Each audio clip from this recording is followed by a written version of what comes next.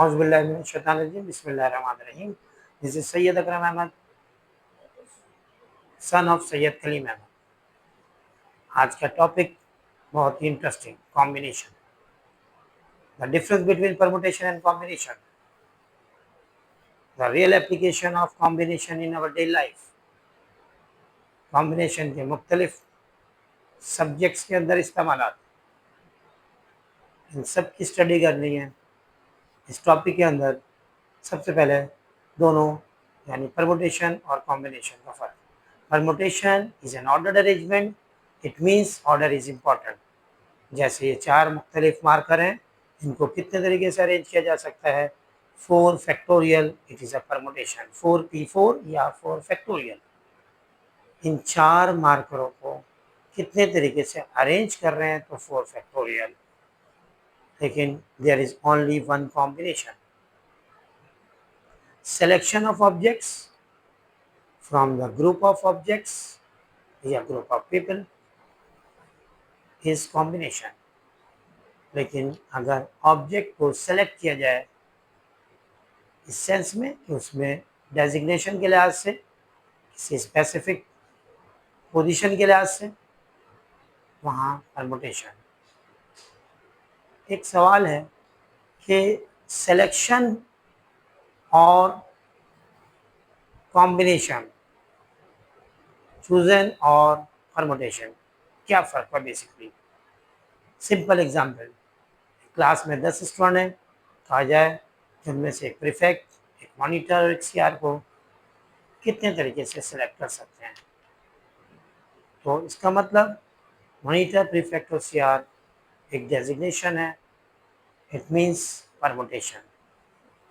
10p3 यानी 10 choice है मुझे मेरे पास कि मैं किसी एक स्टूडेंट को मॉनिटर सेलेक्ट कर लूँ, 10 में से कोई एक, तो बचे बाकी 9। फिर उसके बाद एक प्रीफेक्ट के बाद बाकी बचे 8। तो 10p3 is equal to 10 into 9 into 8। सवाल चेंज करते हैं। 11 खिलाड़ी हैं, एक वाइस कैप्टन, एक कैप्टन और एक विकेट कीपर। इनको सेलेक्ट किया जाए। तरतीब कैप्टन की रखूं, फिर वाइस कैप्टन या विकेट कीपर। बात एक ही है, बस ये ख्याल रखें कि एक वक्त में एक ही डेजिग्नेशन है। इट मीन्स कि there are 11 choices for the captain, so the 10 choices for the vice captain and 9 choices for the wicket keeper, it means 11p3। लेकिन ये कहा जाए कि 10 स्टूडेंट हैं, उनमें से 3 स्टूडेंट को सिलेक्ट करना है, अब कोई स्पेसिफिक डेजिग्नेशन नहीं है, तो 10c3। This is the basic difference. चूंकि मैं ए बी सी को सिलेक्ट करूं या बी ए सी को सिलेक्ट करूं या सी ए बी को सिलेक्ट करूं, एक ही बात है। इस्तेमाल 4 टीम के कितने मैचेस होंगे आपस में सिंगल लीग पे, 4c2 यानी देयर आर 6 मैचेस। चेक करके देख लीजिएगा आप कॉम्बिनेशन का इस्तेमाल। 10 ममालिक के सरबराहान एक इजलास के बाद हैंडशेक करते हैं, तो टोटल नंबर ऑफ हैंडशेक्स कितने होंगे, 10c2। चूँकि पाकिस्तानी सफ़ीर या सरबराह किसी दूसरे मुल्क के सफ़ीर या सरबराह से हाथ मिलाता है, या दूसरा मुल्क का सरबराह पाकिस्तानी सरबराह से हाथ मिलाता है, सेम रहेगा। ए बी के साथ मैच खेले या बी ए से मैच खेले, एक ही मैच चलाएगा। दैट्स मीन के कॉम्बिनेशन। उम्मीद करता हूँ कि कॉम्बिनेशन और परमुटेशन का फ़र्क समझ में आ गया होगा। अब डेफिनेशन की तरफ आते हैं। तो combination is any selection of objects where the order of the object is immaterial or it means unimportant or of no concern, यानी ऑर्डर की कोई अहमियत नहीं है। फर्स्ट किया ए बी सी 3 मुख्तलिफ या 3 ऑब्जेक्ट्स हैं, डिफरेंट ऑब्जेक्ट, तो A B C, A C B, B A C, B C A, C A B and C B A, एक तरतीब से मैंने लिखा तो there are 6 permutations but the combination is only 1। Formula की बात करते हैं तो बहुत इंटरेस्टिंग तरीके से इसका फार्मूला डेवलप होता है। देखिए, लेक्चर या थ्योरी स्ट्रांग हो गई तो क्वेश्चंस आपको आसानी से समझ में आ जाएगा। पहले हम बात करते हैं कि कॉम्बिनेशन का फार्मूला बना कैसे। The number of combination of r objects, यानी एक वक्त में आर ऑब्जेक्ट्स को सेलेक्ट किया गया या चूज किया गया फ्रॉम एन ऑब्जेक्ट या different object, it is written as NCR। In general, to permute R object from n different objects, we could first select the R object in NCR। यानी simply जैसे इस example को देखा जाए तो पहले हमने क्या किया कि टोटल 3 ऑब्जेक्ट थे और उन्हीं 3 ऑब्जेक्ट्स को क्या किया, एक वक्त में सेलेक्ट किया गया। तो हमारे पास टोटल सिलेक्शन क्या हो गई, 3C3, यानी इस एग्जाम्पल के लिहाज से 3C3। अब अगर आपसे कहा जाए कि उन्हीं ऑब्जेक्ट्स को आपने सेलेक्ट करने के बाद आपस में उसे क्या करें, एक दूसरे की पोजीशन चेंज करें, हमारे पास टोटल अरेंजमेंट आ जाएगा। तो अगर ये 3 ऑब्जेक्ट हैं, इसका मतलब एक सिलेक्शन हो गई हमारे पास, एक कॉम्बिनेशन। अब इन्हें आपस में क्या करे जाए, इनकी जगह छोड़ी जाए। इट मीन्स कि इनकी जगह छोड़ने की वजह से क्या हुआ कि हमारे पास इस पोजीशन की बात करें तो इनकी जगह चेंज करा, ये इधर आगे पीछे गया। इसका मतलब इट इज 3 फैक्टोरियल।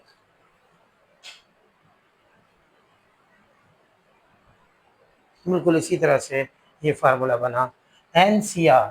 अब अगर ऑब्जेक्ट n है लेकिन r को एक वक्त में सेलेक्ट किया इनटू r फैक्टोरियल, चूँकि सिलेक्शन हो गई उसके बाद हमने टोटल उसके अरेंजमेंट निकाले r फैक्टोरियल से मल्टीप्लाई, यानी फंडामेंटल रूल ऑफ काउंटिंग के तहत।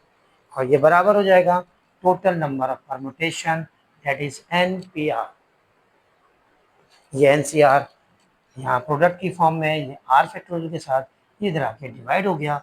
इसका मतलब ये हुआ कि NPR को जब r फैक्टोरियल से डिवाइड करते हैं तो टोटल नंबर ऑफ कॉम्बिनेशन आ जाता है। साबित करते हैं इसको कि अगर मैं इसकी परमुटेशन की बात करूं तो देयर आर 6 परमुटेशन। ठीक है, 3C3 1 होता है और it is 3 factorial, it is 3 into 2 into 1 that is 6, यानी ये इक्वल हो गया किसके, टोटल नंबर ऑफ कॉम्बिनेशन, यानी टोटल नंबर ऑफ परमुटेशन के। सो ये कह सकते हैं 3C3 into 3 factorial is same as 3P3। तो इसके लिहाज से ये बन गया हमारे पास 1, ये बन गया 3 into 2 into 1 it is 6 and 3P3 is 3 factorial, it is 6. So it is proved that okay, this is the mathematical relation between permutation and combination. Total number of permutation हमेशा ज़्यादा होना चाहिए। देख लीजिए 6 परमुटेशन है लेकिन कॉम्बिनेशन एक है।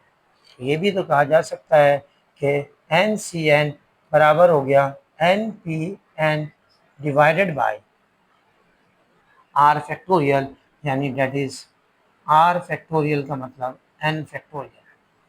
चूँकि मैंने N और R को सेम लिया, 3 ऑब्जेक्ट को लिया, तीनों की सिलेक्शन की गई, तीनों की अरेंजमेंट की गई, तो टोटल नंबर ऑफ कॉम्बिनेशन इसके बराबर आया। और ये मैथमेटिकली साबित हो रहा है 3C3 is equal to 3P3 upon 3 factorial.